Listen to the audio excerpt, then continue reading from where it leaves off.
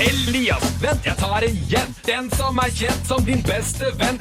For blir du glemt ut på havet, så henter han deg hjem. Vent, jeg tar igjen. For han er nummer 1, 2, 3. For blir du glemt ut på havet, så henter han deg hjem.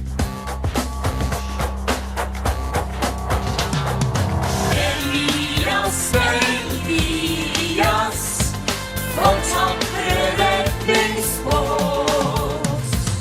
Takk for at du kom til min og jord. Elias, du er modig. Elias, du er